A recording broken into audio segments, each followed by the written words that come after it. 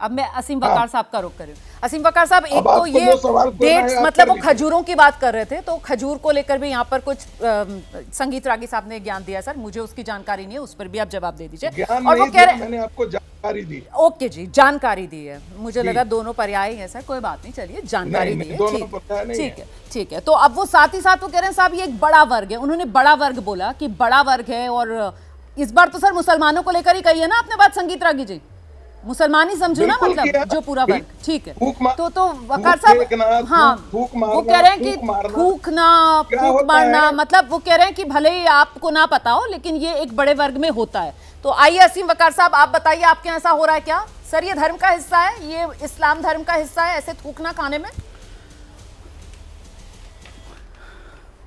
नहीं, देखिए सबसे पहली बात तो खाने पीने में जो मिलावट है वो चाहे किसी तरह की हो, गंदगी की हो, थूक की हो या मूत की हो, मैं हर तरह की मिलावट के खिलाफ था, हूँ और रहूँगा। खाना पीना नंबर 1 का होना चाहिए। जो लोग मिलावट करते हैं उन सबको 10 साल की, मैंने सुना है, सज़ा होने जा रही है। मैं कह रहा हूँ सज़ाए मौत होना चाहिए, सज़ाए मौत होना चाहिए। बात को समझिए।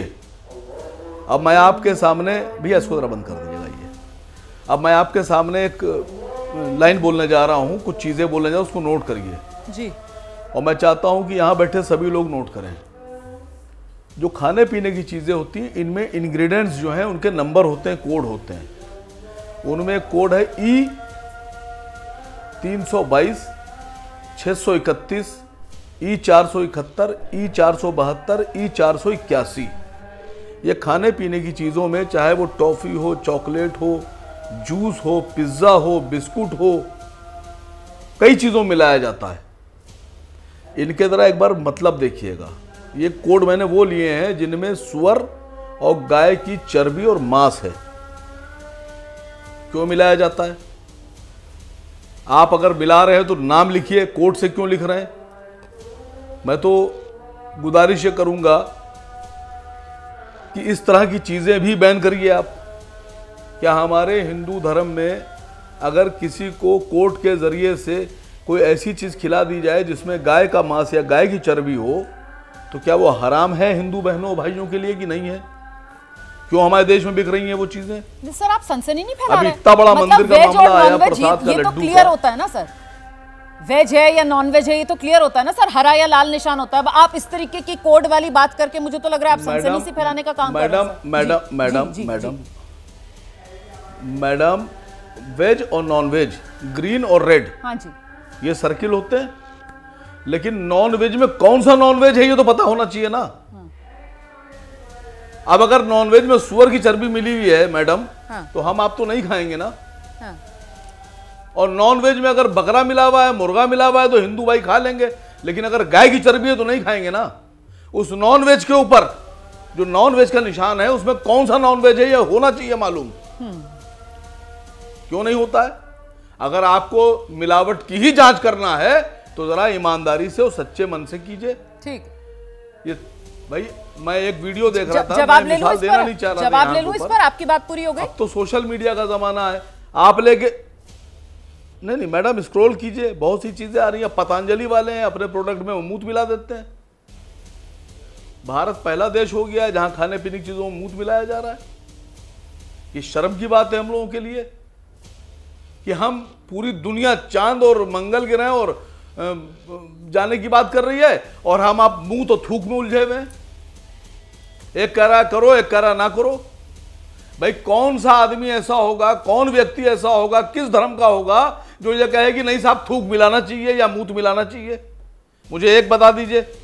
मैं तो कभी समर्थन नहीं करता इस तरह का, और मैं समझता हूँ रोमाना जी आप भी नहीं करेंगी। नहीं, सर आप और मैं इस पैनल में जितने अभी लोग यहाँ बात करिए, कोई भी समर्थन नहीं करेगा सर। गंदगी का समर्थन कोई नहीं कर सकता है। देखिए गंदगी का समर्थन कोई नहीं कर सकता। आपके ऊपर चढ़ गए अभी वो।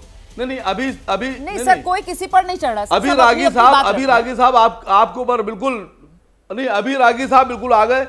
मैं कह रहा हूं कि अभी हम लोग थूक का विरोध कर रहे हैं, लेकिन अभी अगर मूत की बात आएगी पतंजलि के तो रागी साहब समर्थन करेंगे। भाई कौन से मुल्क में हम रह रहे हैं, कौन सी सदी में रह रहे हैं? हम क्यों खाने में थूक और मूत की बात कर रहे हैं? होना ही नहीं चाहिए ये। ठीक है, आपकी बात पूरी हो गई। मैं प्रेम शुक्ला जी का रुख करूं, मैं प्रेम शुक्ला जी का रुख करूं, बारी बारी सबके पास आऊंगी, बारी बारी सबके पास आऊंगी। अब प्रेम शुक्ला जी की बारी है। प्रेम शुक्ला जी, जहां पर असीम वकार साहब ने अपनी बात छोड़ी, वो कह रहे हैं कि साहब जो बुनियादी जहां पर बताना चाहिए, सरकार को एक्टिव होना चाहिए कि सिर्फ हरे और लाल से काम नहीं चलेगा, ताकि असल में पता रहे ग्राहक को कि आखिरकार वो क्या खा रहा है। वो जो राइट टू नो जो अध्यादेश भी यूपी सरकार लेकर आने वाली है prevention of contamination in food के जरिए, तो उसको और डिटेल में बताने की जरूरत है। उस दिशा में आपको लगता है कि काम होना चाहिए सर? और ये जो मानसिकता है सर, ये गंदा खाने में गंदगियां मिलाना, मतलब घिनसी आने लगती है बात करते करते भी इस बारे में, ये रोक कैसे लगेगी सर? कानून से आपको लगता है इस पर रोक लग जाएगी, या फिर इस मानसिकता के लिए बतौर समाज भी हम लोगों को कुछ प्रयास करने होंगे? आपका इस पर क्या विचार है सर? क्योंकि मुझे लगता है कि सिर्फ और सिर्फ अगर सिर्फ जिहाद कहकर, हिंदू मुसलमान कहकर तो इसका हल नहीं निकलने वाला सर। हमें इसका इलाज ढूंढना पड़ेगा, हम सबकी सेहत से जुड़ा हुआ मामला है। निश्चित तौर पर देखिए, जो वसीम वकार साहब कह रहे हैं, किसी ने भी अगर सुअर की मांस को भी मिला रहा है, चर्बी मिला रहा है या गौ मांस मिला रहा है, कोई भी इंग्रेडिएंट्स है, वो स्पष्टता से बताया जाना चाहिए। और वकार साहब, आप जब कानून बन रहा है तो इसमें एक अपना सबमिशन जरूर दीजिए आप। ये जरूरी है कि भाई किसी को भी जो है अंधेरे में रखकर कोई भी पदार्थ नहीं खिलाया जाना चाहिए, किसी को भी नहीं खिलाया जाना चाहिए, इसमें कोई संदेह नहीं है। दूसरी बात रोमाना जी, एक मेरे मित्र हैं, कांग्रेस के पूर्व मंत्री, हम लोग बचपन से मित्र हैं जी, सुन्नी समुदाय से आते हैं जी। हम एक शिया हजरात के घर पे गए जी, तो वहां पानी आया, तो मुझे सुन्नी मित्र ने कहा, मैं उनका नाम भी बता सकता हूँ, आप प्राइवेटली बता दूंगा, पब्लिकली बताना ठीक नहीं लग रहा है। उन्होंने मुझे कहा ये पानी मत पीना, प्रेम भाई मुझे इशारा किया। मैंने कहा क्यों नहीं पीना है? उन्होंने कहा ये जो शिया समुदाय के लोग हैं ये उसको थूक करके लाते हैं पानी। मैं नहीं कर रहा हूँ, आप अगर जीत करेंगे तो मैं नाम भी बता दूंगा। नहीं सर, ये आपको फोन करके बता दूंगा। कहानियां सर, और अकेले वो नहीं है, साहब भी हंस रहे हैं, मैं भी हंस रही हूं इस बात पर, क्योंकि ये प्रचलित है सर, ऐसा प्रचलित है, बता रहा हूं मैं बता रहा हूं, मतलब वो जिस तरीके से मैं बता रहा हूं सुन्नी, हम आजकल सर हिंदू मुसलमान बहुत सुनते हैं ना सर, एक समय ऐसा होता था जब हम शिया सुन्नी बहुत सुना करते थे सर, और उस दौरान की किस्से कहानियों में सर ये बातें होती थी, जबकि अब हम जी बात पूरी कीजिए। नहीं पता नहीं, मैं अब ये किस्सा कहानी में नहीं जानता हूं। मैं मेरे सुन्नी मित्रों के साथ सैकड़ों शिया मित्रों के यहाँ गया हूं, और उसमें से अधिकांश सुन्नी मित्रों ने ये कहा है कि शिया के यहाँ पानी मत पीना, ये थूक कर पानी पिलाते हैं। अब ये सच है कि गलत है, मेरे पास वेरिफिकेशन करने का कोई कोड नहीं था, लेकिन मुझे बता दिया थूक के पिलाता तो मैं पानी नहीं पी पाया। सर आपके यहाँ तो मुख्तार अब्बास नकवी है, आपकी पार्टी के इतने बड़े नेता, केंद्रीय मंत्री, आप एक बार उन्हीं को फोन करके सर क्लैरिफाई कर लेते तो वो पूरा क्लैरिफिकेशन आपको दे देते सर। मेरे ख्याल से सर ये इस तरीके की बातें जो कहीं सुनी बातें, अच्छा बताया आपने, मैंने उनसे पूछा जी, नहीं अच्छा किया आपने, अच्छा किया आपने, मैंने शिया मित्रों से पूछा तो उन्होंने कहा नहीं सुन्नी ऐसा करते हैं। मैं वही कह रही हूँ सर, इसीलिए मैंने कहा कि ये वो जो भरोसे की कमी है ना, जैसे कि आपने कहा कि सुन्नी ने आपको बताया, उधर से शिया ने आपको ऐसे बताया। अब आप मुझे बताइए ये, अब नहीं उसी तरह बता रहा हूँ ना, तो इस तरह की चीजें अगर समाज में फैल रही हैं और कई सारे वीडियो आ रहे हैं, अब समझ लीजिए आपके पास वीडियो मिल जाता कि कोई शिया जो है वो आपके जो है पानी में थूक कर पानी पिला रहा, वीडियो मिल जाए तो आपके मन में क्या भाव आएंगे?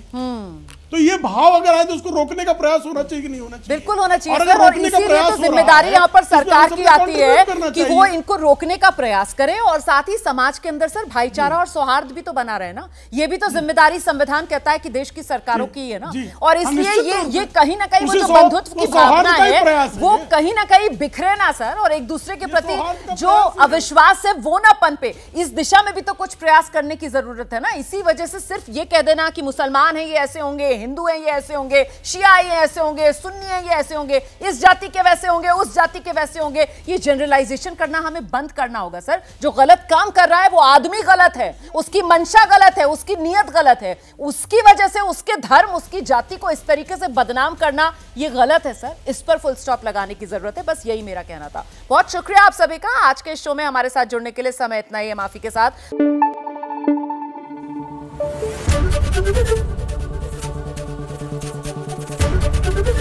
एबीपी न्यूज आपको रखे आगे।